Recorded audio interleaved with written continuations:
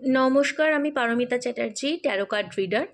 তো আজকের বিষয় হচ্ছে রিসেন্ট পাস্ট, প্রেজেন্ট এবং নিয়ার ফিউচার সম্পর্কে আপনাদের লাভ লাইফে কী হতে চলেছে সেটা জানানোর জন্য। তো এই রিডিংয়ে নিয়ার রিসেন্ট পাস্ট এবং প্রেজেন্ট যদি আপনাদের সাথে রেজোনেট করে তবেই আপনারা দেখবেন, নাহলে আপনারা ছেড়ে দেবেন, ফিউচার দেখার দরকার নেই।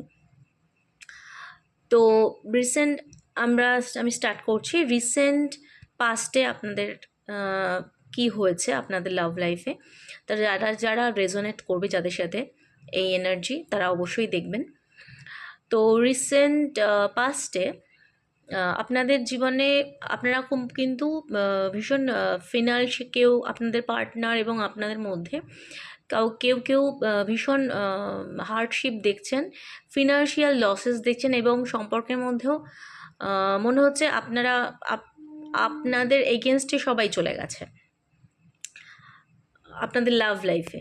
ঠিক আছে, হতে পারে মেবি আপনাদের ফ্যামিলি থেকে প্রবলেম আসতে পারে, হয়তো আপনার এগেনস্টে বলছে আপনার লাভ লাইফের ক্ষেত্রে, আপনার পার্টনারকে মানতে চাইছে না, আপনারা কোয়াইট দুজনে স্ট্রাগল করছেন, নিজের ফিনান্সিয়াল দিকেও এবং রিলেশনশিপের ক্ষেত্রেও আপনারা কিছু স্ট্রাগল করছেন। কিন্তু এটা খুব সাময়িক সময়ের মধ্যে, এটা পাস্টের এনার্জি বলছি। আর এখানে আমি দেখতে পাচ্ছি যে আপনার পার্টনার বা আপনি কিছু ভাবছিলেন না, খুব এই সম্পর্কের জন্য খুব একটা স্ট্যান্ড নিচ্ছিলেন না। ঠিক আছে, আপনাদের কোনো প্ল্যান নেই এই সম্পর্কের ক্ষেত্রে, কোনো প্ল্যানও করছেন না, এবং যা হচ্ছে একটু চাইল্ডিশ মনোভাব আপনাদের মধ্যে দেখতে পাচ্ছি। কোনো ম্যাচিওর রিলেশনশিপ এখানে আমি খুব একটা দেখতে পাচ্ছি না। রিসেন্ট পাস্টে বলছি, আপনাদের কোনো ম্যাচুরিটি দেখতে পাচ্ছি না, স্টেবিলিটি দেখতে পাচ্ছি না সম্পর্কের ক্ষেত্রে।